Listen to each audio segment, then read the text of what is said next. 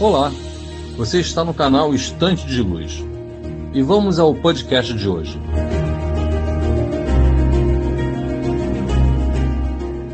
Olá, hoje a gente vai mergulhar fundo numa obra que é, um verdadeiro pilar da literatura espiritualista aqui no Brasil. O livro é Ação, Vida e Luz. Isso. Uma coletânea de textos psicografados pelo Chico Xavier, né?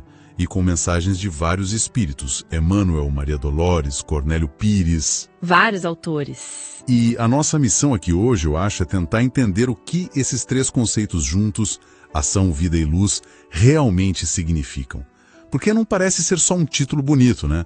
A promessa ali é de uma filosofia de vida, um guia prático. Exatamente. E o que eu acho mais interessante é que não é um livro de autoajuda, assim, no sentido que a gente vê hoje. É mais como um mapa, sabe? Um mapa, né? Boa definição. Ele oferece uma lente para a gente interpretar não só os nossos problemas pessoais, mas as dinâmicas sociais da época, a política. A premissa que amarra tudo é bem clara. A vida na Terra é uma escola. E a principal ferramenta para passar de ano, digamos assim, é a ação consciente.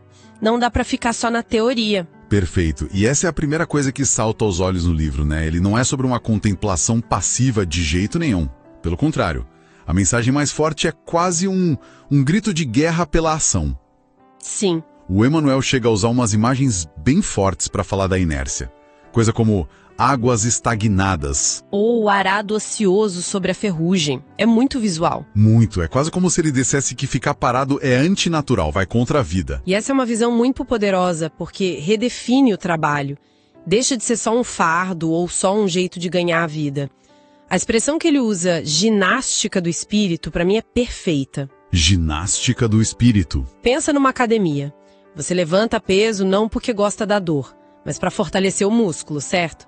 A ideia aqui é a mesma. O trabalho, o serviço, os desafios do dia a dia são o nosso treino. Um treino para as tempestades da vida, como o texto fala. Exato. E ele deixa bem claro que a tempestade vem. Não é uma questão de se, mas de quando. A frase é direta, né? A tempestade virá. Um dia, testar-nos a resistência e a coragem. Então, cada esforcinho diário, cada trabalho honesto, é como se a gente estivesse guardando força para essa hora. É uma filosofia de preparação. E isso conecta com outro texto, o Necessidade de Ação, que leva essa ideia para um campo mais social. É quase uma crítica, sabe? Essa parte me chamou muito a atenção. Parece uma alfinetada e bem forte na hipocrisia religiosa. Com certeza. O texto fala que a humanidade viveu séculos numa época de pura predicação sem exemplos, e que foi marcada pelo verbalismo vazio. O que ele quer dizer com isso, exatamente? É como se a fonte estivesse dizendo, olha gente, chega de discurso, vamos para a prática. A frase que resume tudo é categórica. O tempo da palavra vazia passou.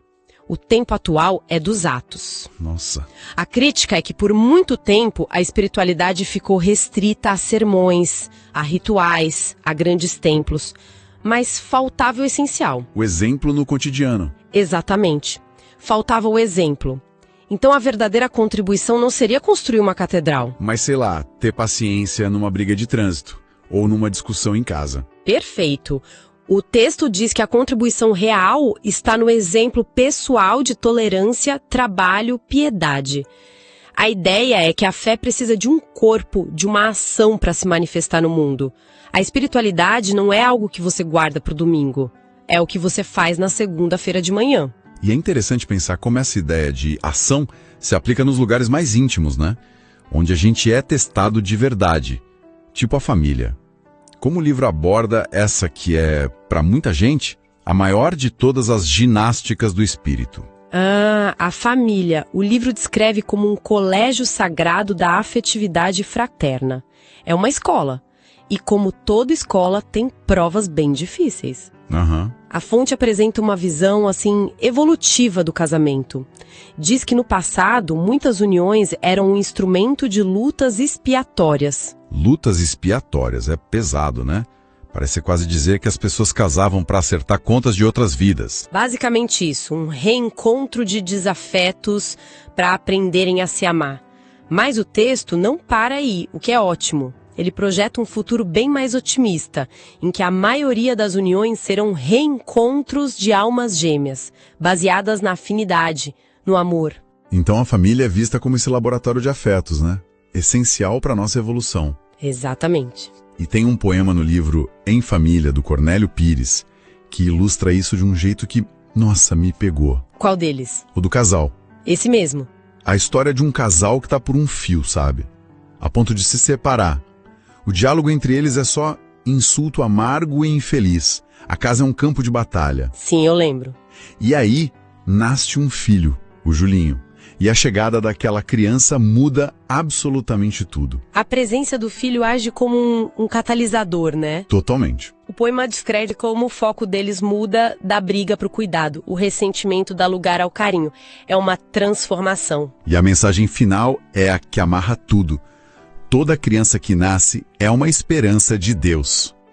É muito bonito. É uma imagem muito poderosa e mostra como a fonte vê esses laços como ferramentas de transformação, não só convenções sociais. Exato. E essa mesma lógica, essa de ferramenta de transformação, se aplica a algo que costuma ser bem mais polêmico. Dinheiro. O dinheiro. O texto A Única Riqueza faz uma crítica muito, muito atual à nossa relação com os bens materiais. Ele fala da fome do ouro, mas o que me surpreendeu é que a crítica não é só o luxo, é o uso do dinheiro para mascarar os defeitos. E para comprar poder. Isso. É a ideia do dinheiro como uma fachada para esconder inseguranças, falhas de caráter. Perfeito. O texto contrapõe essa riqueza material que é super transitória com o que ele chama de a verdadeira única riqueza, o conhecimento e o amor. Ele até usa o exemplo de Napoleão, né? Usa, que teve um poder imenso, mas que se desfez com o tempo. O que fica, segundo a fonte, são as conquistas do espírito. E tem uma metáfora que eu achei incrível, a de transformar a pedra fria dos cofres em flores de luz para a alegria de todos semelhantes. Exato. Isso muda tudo. Não é sobre não ter dinheiro, mas sobre o que se faz com ele. O valor não está no acúmulo, na pedra fria, mas na circulação, em fazer o bem florescer. É uma alquimia espiritual, transformar matéria em luz através da ação. E essa visão ampla não para no indivíduo ou na família. A obra se arrisca a analisar o cenário mundial. Sim, e essa é uma das partes mais impactantes para mim. Tem um texto, A Decadência Intelectual dos Tempos Modernos, que foi escrito em 1938. 1938, olha só. É impressionante como ele parece descrever uma crise que a gente reconhece hoje. Ele fala de ditaduras na Europa, de corrida armamentista, da imprensa sendo usada como propaganda. É um retrato muito sombrio e preciso daquele momento pré-Segunda Guerra, né? Quase profético. E o mais interessante é o diagnóstico que a fonte oferece para essa crise toda. Não é uma análise superficial, né? De jeito nenhum. O texto aponta duas causas principais. A primeira é a injustiça econômica, que ele chama de a questão das matérias-primas. A luta por recursos, colônias. E a segunda é o nacionalismo exagerado, o orgulho ferido das nações. E qual a solução que ele propõe? Porque, diante de um cenário desses, a gente pensa logo numa solução política, militar. E aí que a perspectiva do livro vira o jogo. A solução proposta não é política, é espiritual. Como assim? A fonte afirma que a única saída duradoura é a prática da fraternidade verdadeira. E diz que, sem isso, qualquer tratado de paz, qualquer acordo diplomático... é só encenação. Exato. É uma afirmação muito forte. Diz que a paz externa só pode nascer de uma transformação interna, de cada um. O que nos leva a um ponto que, para mim, é um dos mais corajosos do livro inteiro. É quando a obra vira o espelho para si mesma e fala sobre o próprio processo de comunicação espiritual. Isso não é muito comum. Não mesmo. No texto A Comunidade Humana, o autor espiritual, que é o Emmanuel, ele é de uma honestidade impressionante. Ele admite a dificuldade, né? Ele admite abertamente como é difícil transmitir uma mensagem pura. Explica que os pensamentos, as emoções, até o vocabulário do médium, do Chico, se misturam com a comunicação. É inevitável. Ele diz que precisa se adaptar ao médium. e que isso impede uma pessoalização perfeita da mensagem. Eu acho isso fascinante. Desarma qualquer crítica, né? Sim, desarma a crítica de que o médium está inventando. Pelo contrário, ele reconhece a imperfeição do canal humano. E essa humildade é a chave de tudo. Revela que a busca pela verdade não é uma revelação passiva, onde alguém recebe uma mensagem pronta e perfeita do céu. É um esforço de cooperação, uma parceria entre os dois planos da vida. Uma parceria. E a frase que ele usa para resumir essa parceria é a mais bonita de todas para mim. Estudemos juntos. Estudemos juntos. Não é eu ensino, você aprende. É vamos aprender juntos. Ok, então, depois de passar por tudo isso, ação, família, riqueza, crises mundiais, o que a gente tira como mensagem central? Me parece que, seja nos poemas, nos ensaios, nas críticas, existe uma filosofia muito coerente se formando ali. Sem dúvida.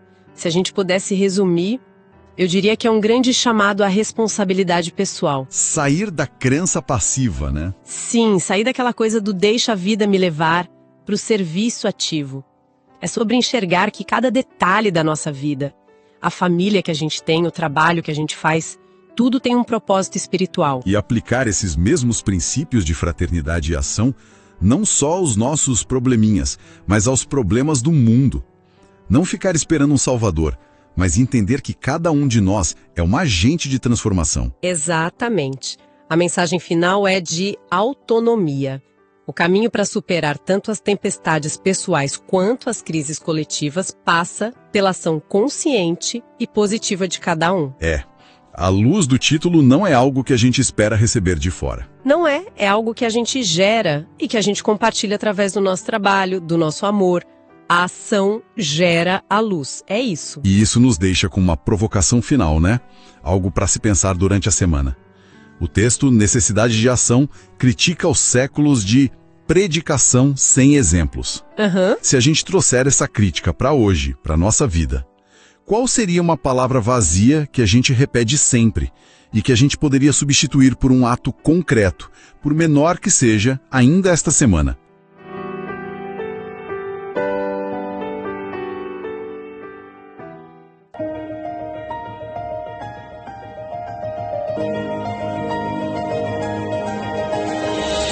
Esse podcast é organizado pelo canal Estante de Luz e formatado através da IA Notebook LM.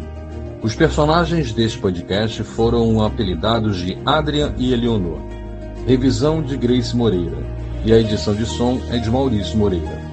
Nos encontramos no próximo episódio. Obrigado e até breve.